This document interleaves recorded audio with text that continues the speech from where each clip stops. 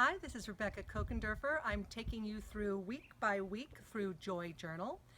This week I am walking you through week 4, which is all about Keystone habits. And I am on location today enjoying one of my favorite Keystone habits, a morning walk. I'm on a road trip and you'll see Mount Hood behind me, but no matter where I am, I try to go for a morning walk because I find that that is a Keystone habit that leads to other good habits throughout the day.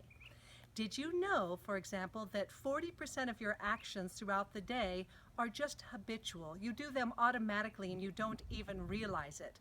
That's why I think it's really important to develop as many good habits as you can and avoid as many bad habits as you can.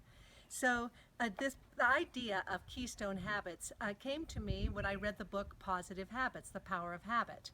And I realized, boy, I really would like to develop some good habits in my life because I think that that makes joy easier for you.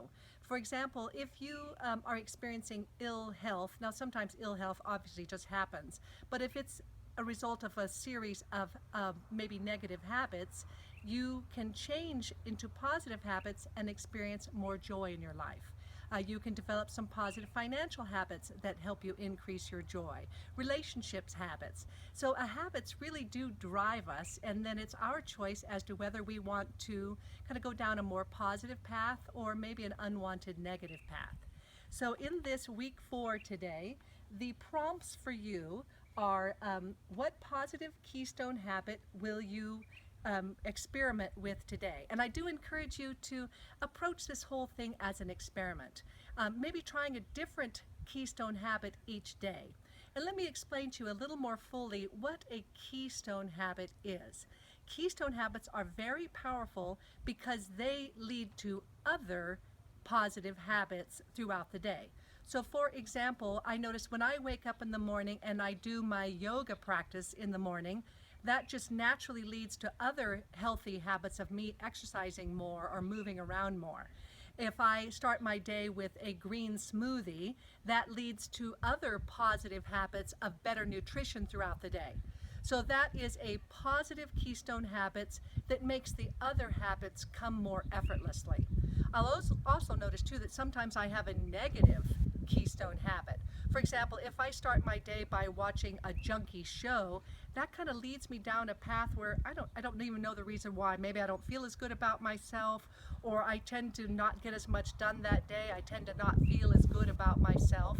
So instead, I try to start the day by maybe watching a TED Talk or reading a smart book, and I notice that that is a positive Keystone habit that puts me in line, puts me on the path to other good things that I do just without even thinking that make my life so much better.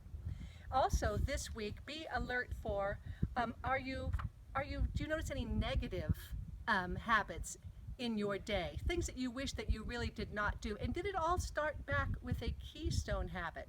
Did it start out maybe with a negative attitude in the beginning of the day of, oh, I feel bad today, or today's going to be a bad day? That thinking is also a habit, and that first thought of the day could be the keystone that puts you on a particular path. I also want to talk to you about triggers, because triggers sometimes lead to the Keystone habit, which then leads to the more positive habits. So for example, I put my vitamins out on the cupboard rather than tucked nicely away. I put it out on the counter, and that trigger reminds me, oh, I want to take my vitamins, which leads me then to making a green smoothie, which leads me to making a healthy breakfast, which leads me to then exercising and being healthier throughout the rest of the day. So think about that this week. Think about positive habits that you're doing, negative habits, and not being hard on yourself. Remember, this is our journey of joy. We're just having fun with this. We're experimenting with it. And you're building awareness this week.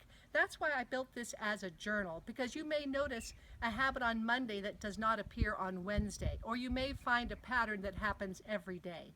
So this week, also pay attention that the last entry in the book is, what are you grateful for today? And I noticed that gratitude has been my most powerful Keystone habit. And I use this journal as my trigger to remind me, what am I grateful for today? Or if I do my journal at night, what was I grateful for today? What were the best parts of my day? And I find that that just puts me on a more positive path for the rest of the day, the rest of the week, and hopefully even the rest of your life. So I hope that you are enjoying Joy Journal. This is week 4. I'm Rebecca Kochenderfer, and we've been talking about the power and the joy of Keystone habits. Talk to you next week.